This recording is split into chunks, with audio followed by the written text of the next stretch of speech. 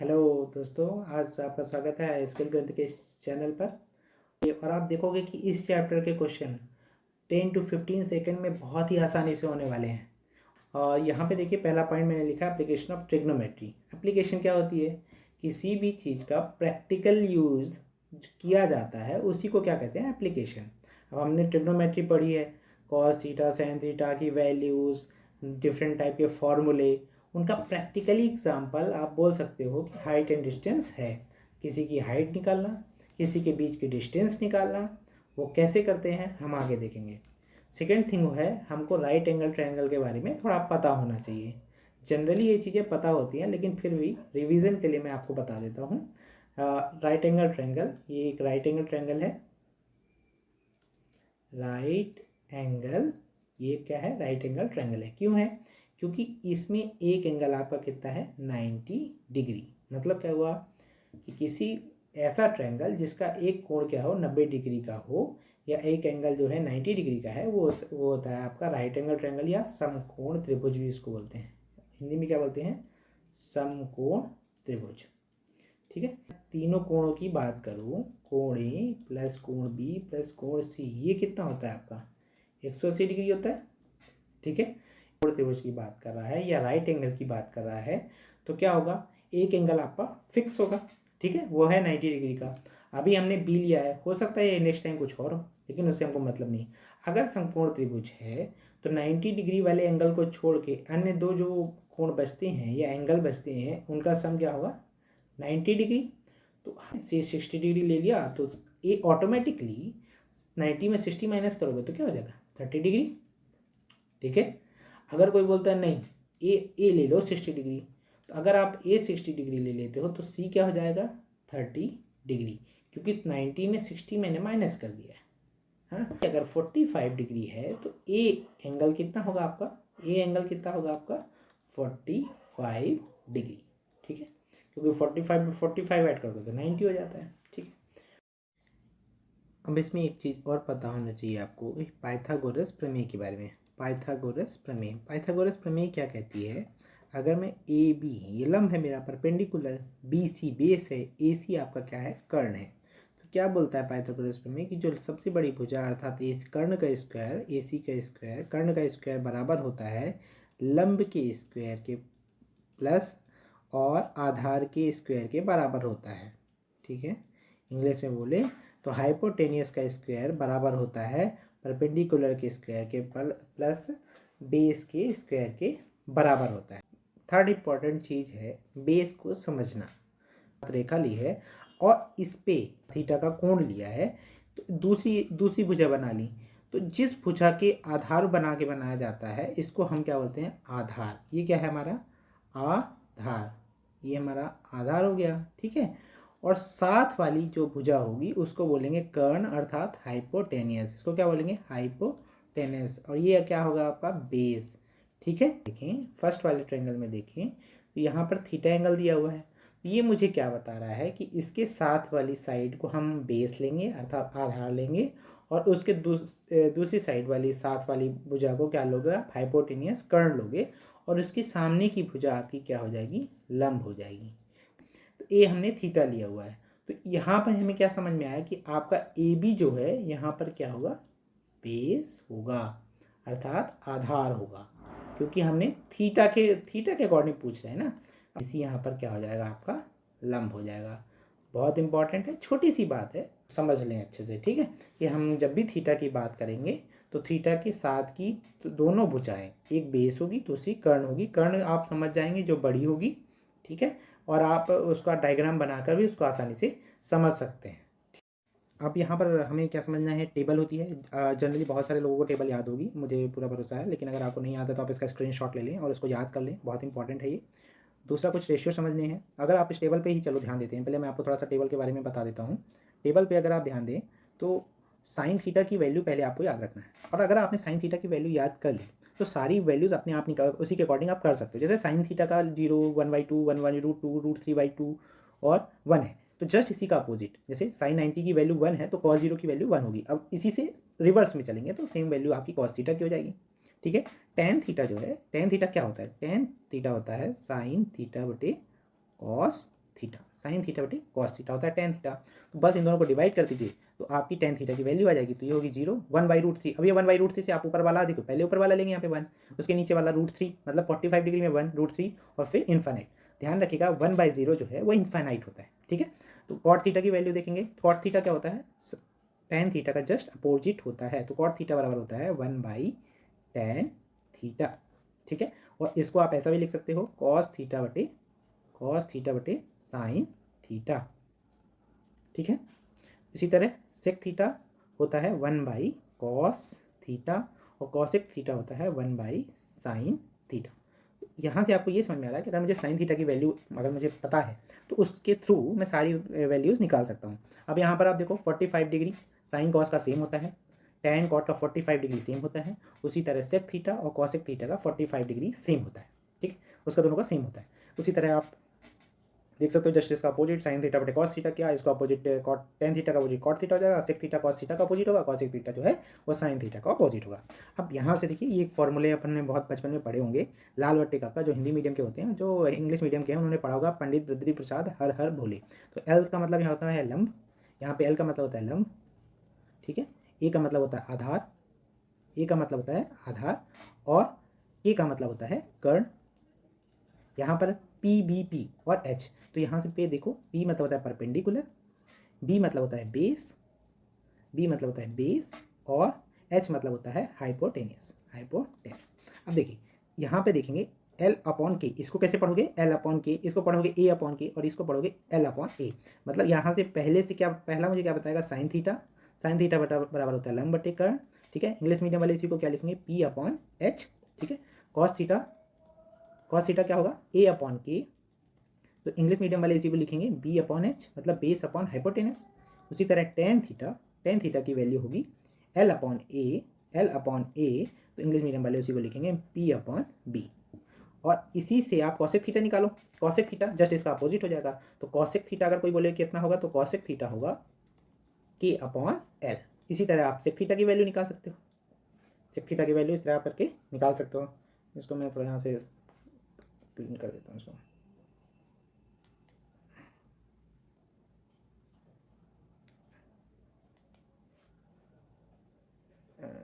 चलो इसको थोड़ा सा यहाँ से क्लीन करके इसको बता देता हूँ मैं।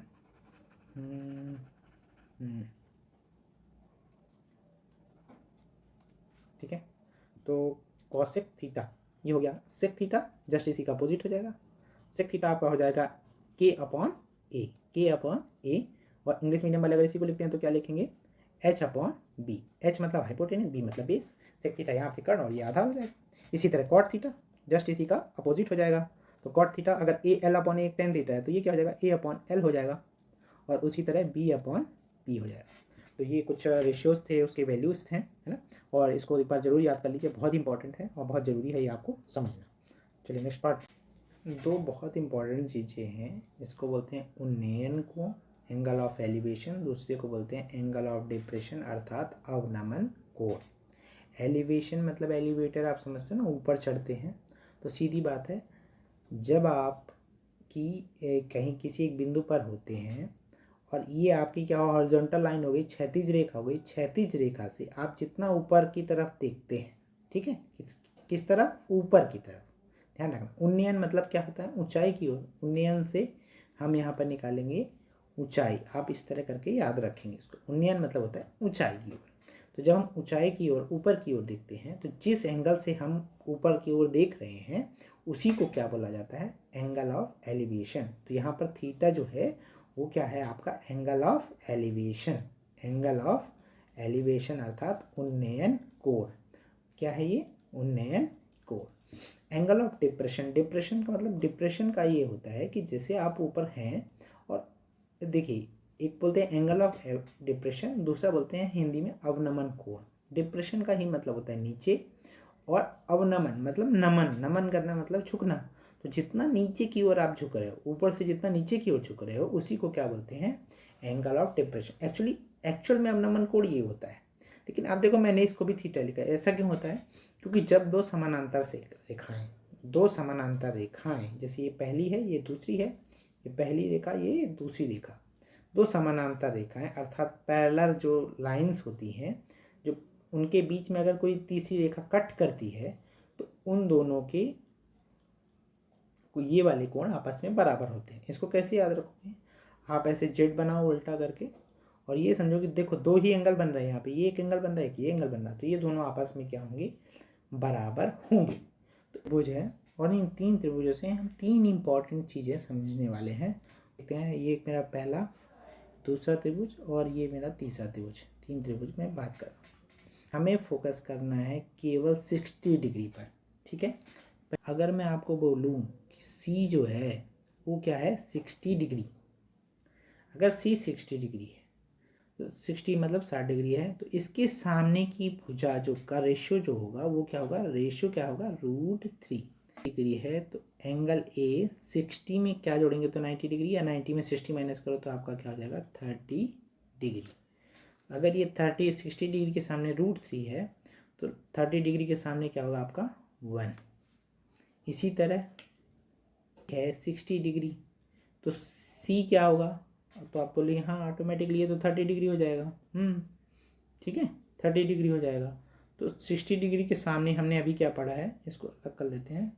60 डिग्री के सामने हमने पढ़ा है √3, इसको हटा देते हैं, इसको भी हटा देते हैं और इसको भी हटा देते हैं, ठीक है।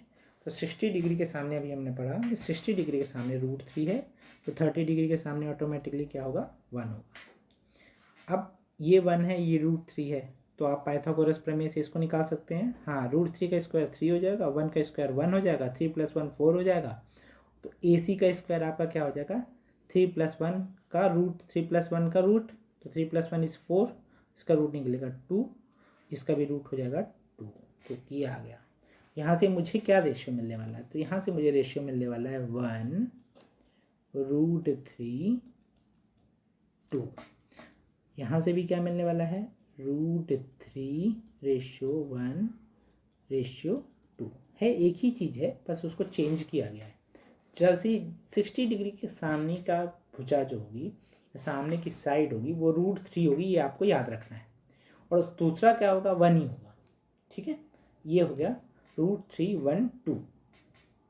अब इसको आप ऐसे भी याद रख सकते हो, अगर आपको दिक्कत है तो इसके x के फॉर्म में भी लिख सकते हो। तो जैसे मैं 1 को x ले लूँ तो √3 क्या हो जाएगा, √3 की वैल्यू क्या हो जाएगी √3x और 2 की वैल्यू हो जाएगी 2x। इसी तरह इसको √3x के फॉर्म में लिख लो। जिसको समझ में नहीं आता वैसे ये लिखने की ज़रूरत नहीं है, अगर आप डायरेक्ट करें तो ज़्यादा अच्छा होगा। जैसे कोई बोले इसकी वैल्यू 2 है तो इसकी ऑटोमेटिकली क्या वैल्यू हो जाएगी 2√3, क्योंकि a की वैल्यू 2 है तो √3 की वैल्यू क्या होगी 2√3। तो उसको या तो x के फॉर्म में लिख लो या तो आप इस फॉर्म में लिख लो, ठीक है, या तो इस फॉर्म में लिखो या तो इस फॉर्म में लिखो और करके, ठीक है। अब ये तीसरा इसमें क्या है, देखो 2 बनाया हमने और एक और बनाते हैं। यहाँ पे क्या बोल रहा हूँ मैं, अगर C मेरा 45 डिग्री है तो आप जानते हो अगर C 45 है तो दोनों का सम क्या होगा A और C का 90 डिग्री, तो ये 45 है तो दूसरा भी 45 होगा, ठीक है। 45 डिग्री जब होते हैं तो दोनों भुजाएं 1 1 होती हैं। जो बड़ी वाली भुजा होती है इन दोनों का स्क्वायर का, तो ये आपका हो जाएगा √2। तो यहाँ से मेरा क्या बनेगा 1:1:√2। वैसे भी आप ये समझ जाओ कि जैसे ही दो भुजाएं मैंने बोला बराबर हैं, तो अगर दो भुजाएं बोल रहा हूँ, दो कोण बराबर हैं तो उस त्रिभुज की दो भुजाएं भी आपस में बराबर होंगी, ठीक है। उस त्रिभुज की दो भुजाएं भी आपस में बराबर होंगी। तो अब ये बोलोगे आप इसको पहले x के फॉर्म में लिख लेते हैं, फिर मैं आपको दूसरी चीज़ बताता हूँ। इसको x के फॉर्म में लिखेंगे तो क्या होगा x/√2x। वैसे मैं बोल रहा हूँ इसी से करें तो ज़्यादा अच्छा है, डायरेक्ट रेशियो से x करने में हमारा थोड़ा सा टाइम लगता है, ठीक है। लेकिन जिनको अभी नहीं समझ में आ रहा है स्टार्टिंग के लिए वो x के फॉर्म में इसको करके कर सकते हैं। अब मैं ये बताता हूँ कि ये फॉर्मूला आया कैसे है। आपने कई बार सुना भी होगा अगर कुछ लोगों ने पहले पढ़ा हो, ठीक है। तो मैं ये देखिए यहाँ से अगर मैं 60 की बात करता हूँ तो tan 60 जो होता है, tan 60 डिग्री की वैल्यू होती है √3। अगर tan 60 डिग्री की वैल्यू √3 है तो क्या मैं इसको ऐसे लिख सकता हूँ √3/1। ये बराबर लंब बटे आधार होता है, अगर आपको याद हो लंब बटे आधार LA LK KA है ना। अगर ये होता है परपेंडिकुलर अपॉन बेस। तो इससे क्या समझ, लंब मेरा क्या होगा √3 और ए क्या मेरा होगा 1। इस अब देखिए 60 डिग्री है, तो मैंने क्या बोला था, अगर किसी एंगल के लिए आपको समझना है कि बेस और लंब क्या होता है, आधार और लंब क्या होता है, तो जैसे ये 60 डिग्री दिया हुआ तो इसके साथ वाला क्या होगा, बेस या आधार होगा। तो देखिए ए क्या है 1 है, और एल √3, ये √3 हो गया। ठीक है, इस क्योंकि मैं 60 डिग्री की परिप्रेक्ष्य में बात कर रहा हूँ, आप इसको 30 डिग्री के इसमें भी निकाल सकते हो, 45 डिग्री पे भी निकाल सकते हो। जो एंगल आप ले रहे हो उसी के अकॉर्डिंग बेस और उसी के अकॉर्डिंग लंब चेंज हो जाता है, आधार या लंब चेंज हो जाता है। ठीक है, तो ये देखिए अब इसी को उल्टा, यहाँ पे 60 डिग्री लिया है, यहाँ 60 डिग्री लिया, तो साथ वाला क्या होगा आपका बेस होगा, और ये कर्ण होगा, और ये क्या होगा आपका, ये क्या होगा लंब होगा। ये क्या हो रहा है आपका आधार है, यहाँ पे साथ वाला क्या होता है आधार होता है, बेस होता है। ठीक है, इसीलिए हमने इसको 1 लिया है और इसको √3 लिया है। और 45 डिग्री की वैल्यू क्या होती है, अगर आप 45 डिग्री की वैल्यू देखें तो ये होती है 1। तो इसको 1 है तो इसको 1/1 लिख सकते हैं, मतलब लंब और आधार दोनों 1 होंगे, तो यहाँ पर कोई टेंशन की बात ही नहीं है। तो हमें 3 रेशियो याद रखने हैं, 1/√3 2, √3 1 2 और 1 √2। अब यहाँ तक हमने कर लिया है। अब हम क्वेश्चन करने वाले हैं जो SSC सीजीएल में प्रीवियस ईयर्स आए हुए हैं।